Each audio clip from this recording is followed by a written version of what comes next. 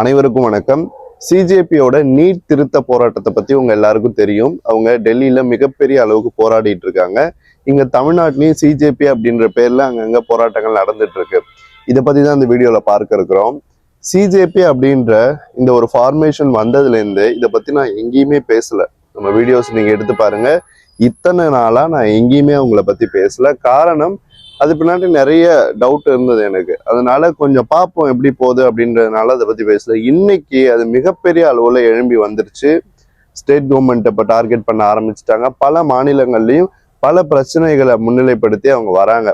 NEET எதிர்ப்பு அப்படின்றது தமிழ்நாடோட stand நம்ம எல்லாருக்குமே தெரியும். தமிழ்நாடு பல வருடங்களா போராடிட்டு இருக்கு. நீட்டை எதிர்த்து மட்டும் இல்ல, நீட் மாதிரி பல தேர்வுகளை எதிர்த்தும் தமிழ்நாடு இங்க வந்து போராடிட்டு இருக்கு. ஆனா டெல்லியில அப்ஜித் டிகே வைக்கிற கோரிக்கை என்ன அப்படின்னு நீங்க பாத்தீங்கன்னா, நீட் திருத்தம்.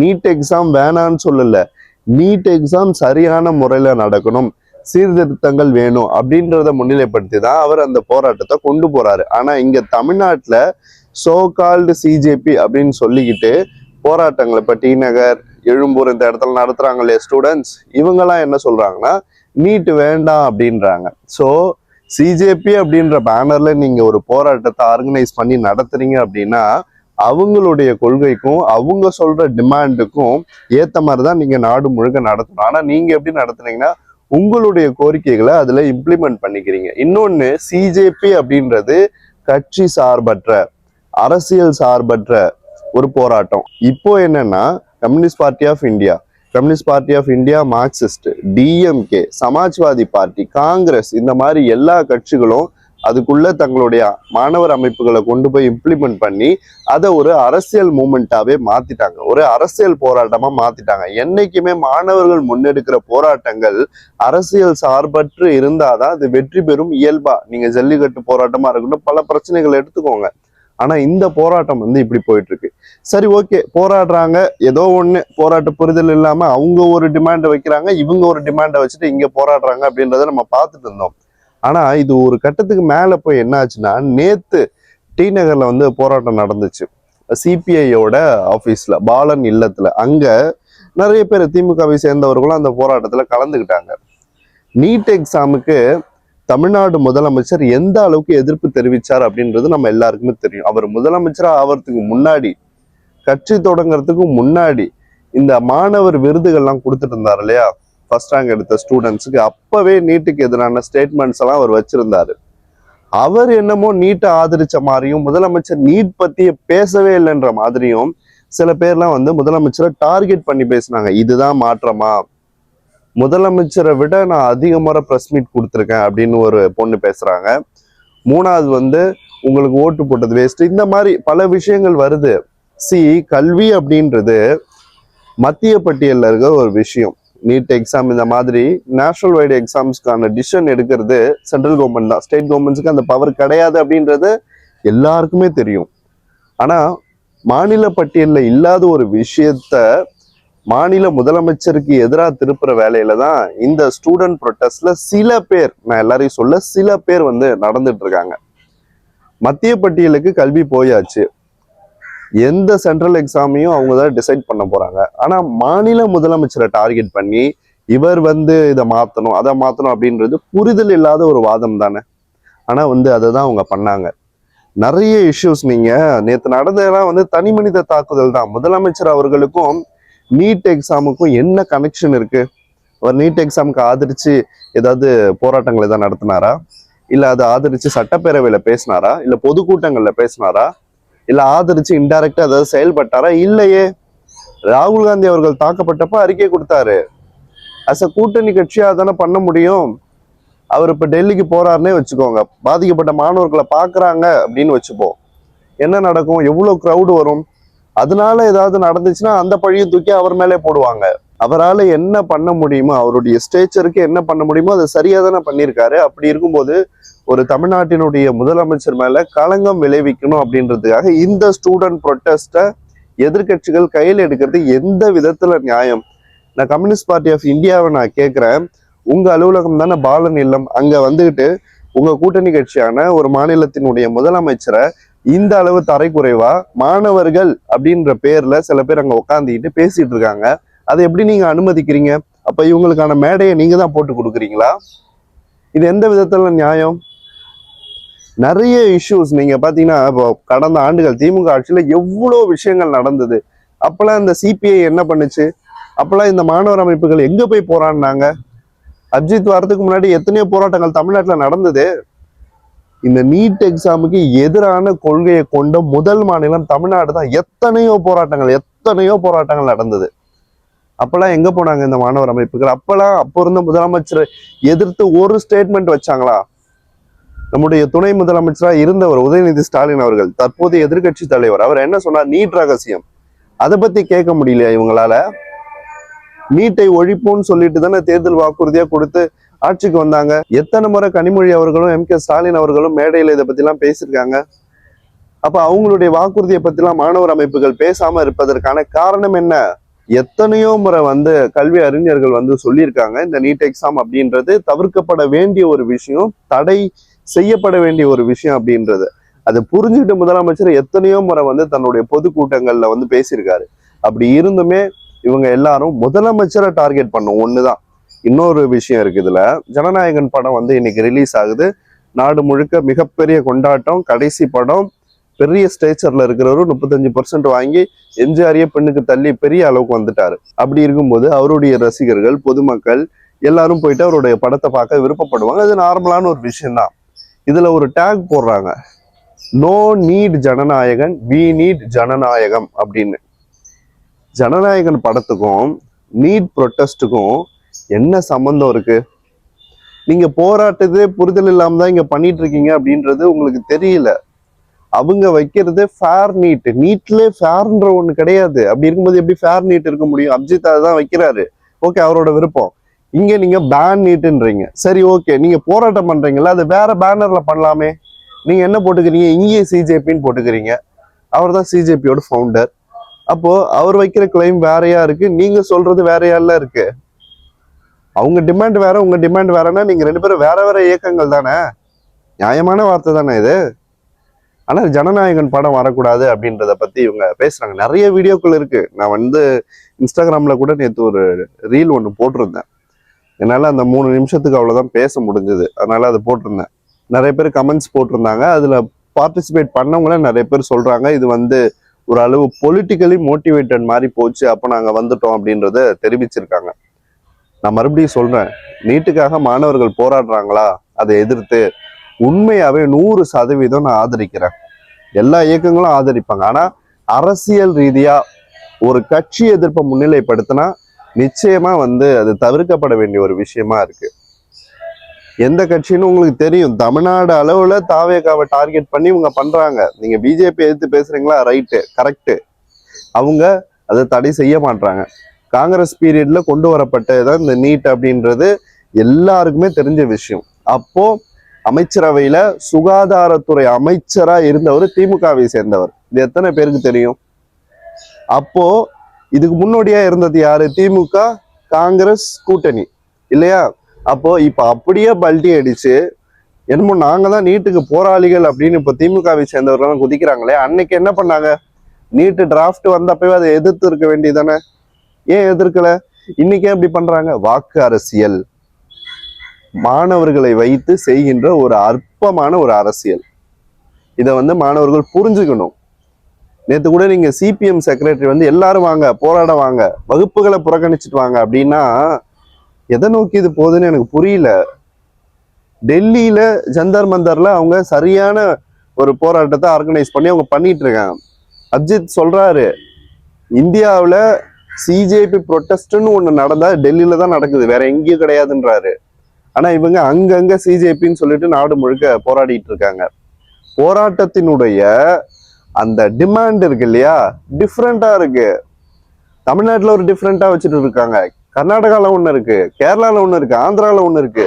அப்படி இருந்தா அது எப்படி ஒரு பேனருக்குள்ள வர முடியும்? அதான் அவர் தெளிவா சொல்றாரு, சிஜேபி ப்ரொட்டஸ்ட்னு ஒண்ணு நடந்தா டெல்லியில மட்டும்தான் அப்படின்றாரு. அப்போ இவங்க பண்றதுலாம் என்ன? இன்னொன்னு, மாணவர்களை கைது பண்ணிட்டாங்க, மாணவர்களை கொடூரமா காவல்துறை தாக்கிடுச்சு அப்படின்ட்டு நிறைய பேர் போடுறாங்க. அது என்னன்றது இதுக்கப்புறம் தான் நம்மளுக்கு பார்த்தா தெரியும். ஆனா சாலை மறியல் பண்றது, பள்ளி கல்லூரி வளாகங்களை முற்றுகையிடுறது, வருவாய்த்துறை அலுவலகங்களை முற்றுகையிடுறது எந்த விதத்துல நியாயம்? அவன் வீட்டுக்கும் காலேஜுக்கும் ஸ்கூலுக்கும் ஆபீஸுக்கும் தன்னுடைய அன்றாட வாழ்க்கைக்காக போயிட்டு இருப்பான். அந்த ரோட்ல போய் நின்றுட்டு நீங்க தடை பண்ணிட்டு என்ன நடக்க போகுது? அன்றாட பொதுமக்களினுடைய வாழ்க்கையை நீங்க தடை பண்ணும் போதுதான் வேற வழி இல்லாம காவல்துறை உங்களை அரெஸ்ட் பண்றாங்க. அப்ப முடியாது, நாங்க இங்கதான் உட்காருவோம் அப்படின்னா உங்களை இழுத்துட்டு தானே போக முடியும். அப்ப வேற என்ன பண்ணுவாங்க? அவங்களுடைய வேலையை தானே பொது அமைதியை மெயின்டைன் பண்றது தானே. அதனால உங்களை அரெஸ்ட் பண்ணி கொண்டு போறாங்க. பர்மிஷன் கொடுக்கல அப்படின்னா நடு ரோட்ல எப்படிங்க பர்மிஷன் கொடுப்பாங்க? நடு ரோட்ல ப்ரொடெஸ்ட் பண்ண முடியுமா? ஸோ இந்த மாதிரி நிறைய இருக்கு. நான் மறுபடியும் சொல்றேன், நான் எதிராக எதுவுமே பேசல, நான் நடக்கிற விஷயத்த தான் சொல்றேன். நானும் ப்ரொடெஸ்ட் பண்ண ரெடி நீட்டுக்கு எதிராக. ஆனா இந்த மாதிரி பொலிட்டிக்கலி மோட்டிவேட்டடா அரசியல் கட்சிகள்லாம் கூப்பிட்டு உட்கார வச்சுட்டு நடத்துற ப்ரொடெஸ்ட்டுக்கு நான் தயாரா இல்லை. இவங்க பண்றது அதுதான். அப்ஜித் உடனடியா இது குறித்து ஒரு அறிக்கையை வெளியிடணும். நிச்சயமா அவருக்கு நான் ஒரு கோரிக்கையை வைக்கிறேன். அரசியல் கட்சிகளை எல்லாத்தையும் வெளியேற்றிட்டு இந்த மாணவர்கள் முன்னெடுக்கிற போராட்டமா இதை பண்ணணும். அரசியல் கட்சிகள் உள்ள வந்தாலே இது ஒரு கட்சி சார்பா போயிடும். பிஜேபி எதிர்க்கிறது மாணவர் சக்தி தனிச்சு போய் எதிர்க்குமே தவிர ஊழல் கரைபடிந்த திமுகவை போன்ற அமைப்புகளை சேர்த்துக்கிட்டு இந்த போராட்டத்தை நடத்துறதுனால எந்த விதமான யூஸும் கிடையாது. நீங்க நிறைய பார்த்துருக்கலாம், நம்ம ஹிஸ்டரியில பார்க்காத விஷயங்களே கிடையாது. தமிழ்நாட்டில் நடக்கிற ஒவ்வொரு அநீதிக்கு பின்னாடியும் திமுக அப்படின்ற ஒரு இயக்கம் ஏதோ ஒரு காலகட்டத்துல இருந்திருக்கும். அறிஞர் அண்ணாதுரை மிகப்பெரிய மனிதர். இந்திய எதிர்ப்பு போராட்டத்துல மாணவர்கள் பட்ட துயர் கண்டு வெகுண்டெழுந்து அந்த போராட்டத்துல கலந்துகிட்டு அதை ஒரு அரசியல் ரீதியா கொண்டு போய் வெற்றி பெற்று மாணவர்களுக்காக துணை நின்ற தலைவர். அவருக்கு அப்புறம் யார் நின்னா? திமுகவில் சொல்றேன், யார் நின்னா? எம்ஜிஆர் அவர்களை விட்டுருங்க, அவர் அதுக்கப்புறம் அண்ணா திமுகவில் வந்துட்டாரு, தனியா வந்துட்டாரு. ஸோ யார் நின்னா? யாருமே கிடையாது. ஆனா இன்னைக்கு அந்த இயக்கம் எங்க தாத்தா காலத்து திமுக, எங்க தாத்தா திமுக அப்படின்ட்டு இப்போ அங்க மாவட்ட செயலாளர்களை சேர்ந்தவர்களை பேச வைக்கிறாங்கல்ல, மாவட்ட செயலாளர்களினுடைய குழந்தைகள், பேரன்கள், ரிலேட்டிவ்ஸ் இவங்க தான் ஜென்சி டிஎம்கேன்னு பேசிட்டு இருக்காங்க. ஏதாவது ஒரு ஏழை திமுக தொண்டரினுடைய குழந்தைக்கு இதே ஜென்சி டிஎம்கேல நல்ல பொறுப்பு கிடைச்சிருமா? அதனால அதெல்லாம் நம்ம யோசிச்சு பார்க்கணும். நீட்டுக்கு எதிராக போராடுறோமா, நம்ம போராட்டம் அறவழியில நியாயமானதா, பொதுமக்களுக்கு இடையூறு இல்லாததா, சரியான முறையில இருக்கணும். அதை விட்டுட்டு ஊழல் கரைபடிந்த இந்த நீட்டு கொண்டு வர்றதுக்கு காரணமா இருந்த ஒரு கட்சியினுடைய தலைவர்களை கூப்பிட்டு உட்கார வச்சுட்டு நடத்துறது எந்த விதத்துல நியாயமா நான் கேட்கிறேன். எந்த விதத்துல இதெல்லாம் சரி? ஆனா இவங்க அதெல்லாம் பண்ணிட்டு இருக்காங்க. முதலமைச்சர் அவர்களை டார்கெட் பண்ணி பேசுறது, முதலமைச்சருக்கும் இந்த நீட்டு பிரச்சனைக்கும் என்ன தொடர்பு இருக்கு? ஒரு மாநில அரசினுடைய முதலமைச்சர் அப்படின்ற பொறுப்புல இருந்துட்டு அவர் என்னென்ன பண்ணணுமோ எல்லாமே பண்ணிட்டாரு. சட்ட ரீதியான போராட்டங்களையும் முன்னெடுக்கிறாரு. ஆனா முதலமைச்சர் என்னமோ ஆதரவு தெரிவிச்ச மாதிரி இவங்கெல்லாம் பேசுறாங்க. ரெண்டாவது, இந்த கம்யூனிஸ்ட் இயக்கத்திலே சில பேர்லாம் இருக்காங்க, முத்தரசு மாதிரியான ஆட்கள்லாம் இருக்காங்க. இவங்களாம் திமுகவினுடைய விழுதுகள் அப்படின்றது எங்களை மாதிரியான ஆட்களுக்கு நல்லாவே தெரியும். உங்களுடைய திமுக ஆதரவையும் தாவேகா வெறுப்பையும் இந்த ஒரு விஷயத்த பயன்படுத்தி தான் நீங்க பண்ணி காட்டணுமா? இது சரியா இருக்கா? அதனால முதல்ல இதை நம்ம புரிஞ்சுக்கணும். எந்த விஷயம் நடந்தாலும் கொஞ்சம் யோசிச்சு பாருங்க. காக்ரோச் ஜனதா பார்ட்டியை உள்ளபடியே நான் ஆதரிக்கிறேன். அவங்களுடைய போராட்டம் மிகப்பெரிய அளவுல பாஜகவிற்கு ஒரு நெருக்கடியை கொடுத்திருக்கு. அவங்க ஜந்தர் மந்தர்ல பெரும்பாலும் பப்ளிக் எந்த டிஸ்டர்பன்ஸும் இல்லாம அவங்க பண்றாங்க. ஆனா இங்க நடக்கிற போராட்டங்கள் எது? தமிழ்நாட்டுல நடக்கிறது என்ன? அங்கங்க போய் சாலை மறியல் பண்றது, பள்ளிகளை முற்றுகையிடுறது, இதெல்லாம் என்ன? இதெல்லாம் மக்கள் சார்ந்த அறவழி போராட்டங்களா? மக்களே வெறுக்கிற அளவுக்கு தான் இந்த போராட்டங்கள் இப்ப நடந்துட்டு இருக்கு. தமிழ்நாடு அளவுல சொல்றேன். முதலமைச்சர் அவர்களை டார்கெட் பண்ணி பேசுறது எத்தனையோ வீடியோக்கள் நேத்துல இருந்து என் ஃப்ரெண்ட்ஸ் நிறைய பேர் அனுப்பிட்டாங்க. அத்தனையும் என்னால இங்க போட்டு காட்ட முடியும், நம்மளுக்கு டைம் இல்லை, அதனால போடல. அத்தனையும் போட்டு காட்டினா உங்களுக்கே புரியும். அங்க போயிட்டு ஜனநாயகன் படத்தை பாடி கிண்டல் பண்றது, முதலமைச்சர் அவர்களினுடைய தனிப்பட்ட வாழ்க்கையை பேசி கிண்டல் பண்றது. ரெண்டாவது, முதலமைச்சரை விட நான் தான் ப்ரெஸ் மீட் அதிகமா கொடுத்துட்டேன்னு ஒரு லேடி ரொம்ப கிண்டல் பண்ணி அதெல்லாம் பேசுறாங்க. ஸோ இதுக்கு பேர் தான் ப்ரொட்டஸ்ட். ஆடி பாடி சந்தோஷமா கேலி கிண்டல் பண்ணிட்டு நானும் நிறைய ப்ரொட்டஸ்ட்ல பங்கெடுத்திருக்கேன். ஆனா இந்த மாதிரி ஒரு போராட்டத்தை நான் பார்த்தது கிடையாது, இவ்வளோ ஜாலியா சந்தோஷமா பண்ணிக்கிட்டு. அதனால இந்த சிஜேபி ப்ரொட்டஸ்ட்டை நிறைய பேர் வந்து டீவியேட் பண்றாங்க. எதுக்காக போராட போனோம், எது டீம் எது மேட்ச்னே தெரியாம போய் நின்ன சில பேர் வந்து அங்க இருக்காங்க. அவங்க எல்லாரும் தாவேகா மீது வெறுப்பு அள்ளி கொட்டிக்கிட்டு இருக்காங்க, அவ்வளவுதான். எத்தனையோ திமுகவை சேர்ந்த முன்னாள் அமைச்சர்கள், முன்னாள் எம்எல்ஏக்கள்லாம் வந்து போறாங்க இந்த சிஜேபி ப்ரொட்டஸ்ட்டுக்கு. இப்ப போறாங்க. ஒரு 4 நாளைக்கு முன்னாடி இவங்கெல்லாம் எங்க இருந்தாங்கன்னு யோசிச்சு பாருங்க. லண்டன்ல. அதே மாதிரி அவங்கவுங்க அந்த வேர்ல்டு கப் ஒன்று நடந்தது இல்லையா, கால்பந்து போட்டி, அதுக்கு கொண்டாடிட்டு இருந்தாங்க. திடீர்னு சிஜேபி மேல எப்படி இவங்களுக்கு எல்லாம் கரிசனம் வந்துச்சு? ஏன்னா மாணவர் போராட்டத்தை யூட்டிலைஸ் பண்ண பாக்குறாங்க. அதுதான். நம்மளுடைய இன்ஸ்டாகிராம் அக்கௌண்ட் இருக்கு, அதுல நான் வந்து ரீலா வந்து நிறைய விஷயங்கள் ஷேர் பண்ணிருக்கேன். நீங்க அதுல போய் பார்த்தாலும் உங்களுக்கு தெரியும். ஸோ சிஜேபியினுடைய ப்ரொட்டஸ்ட் வந்து அமைதியான முறையில கவர்மெண்ட்டை கேள்வி கேட்கிற வகையில் அது நடந்துச்சு அப்படின்னா உள்ளபடியே வந்து நான் அதை வரவேற்கிறேன். ஆனால் தமிழ்நாடு அளவில் நடக்கிற எந்த போராட்டத்துக்கும் என்னுடைய ஆதரவு கிடையாது. ஏன்னா அது மக்களுக்கு உண்மையாவே அவங்களுடைய அன்றாட வாழ்க்கையை டிஸ்டர்ப் பண்ற அளவுல தான் நடந்துட்டு இருக்கு. ஸோ அஜித் வந்து ஆல்ரெடி தெளிவா சொல்லிட்டாரு, டெல்லியில நடக்கிறது தான் ஒரே சிஜேபி ப்ரொட்டஸ்ட்னு. ஆனா இங்க இருந்துட்டு மாநில அரசை டார்கெட் பண்ணிட்டு இவங்க எதுக்கு போராடுறாங்க அப்படின்னு எனக்கு தெரியல. நிச்சயமா நீட் அப்படின்றது தவிர்க்கப்பட வேண்டிய ஒரு விஷயமா தான் இருக்கு. அது நீக்கப்படணும் அப்படின்றதுதான் தமிழ்நாட்டினுடைய பல ஆண்டுகால கோரிக்கையா இருந்திருக்கு. இப்பவும் நான் சொல்றேன், நீட் நிச்சயமா நீக்கப்பட வேண்டிய, தடை செய்யப்பட வேண்டிய ஒரு விஷயமா தான் இருக்கு. நிச்சயமா அதுக்காக தான் தமிழ்நாடு அரசும் முதலமைச்சர் அவர்களும் நிக்கிறாங்க.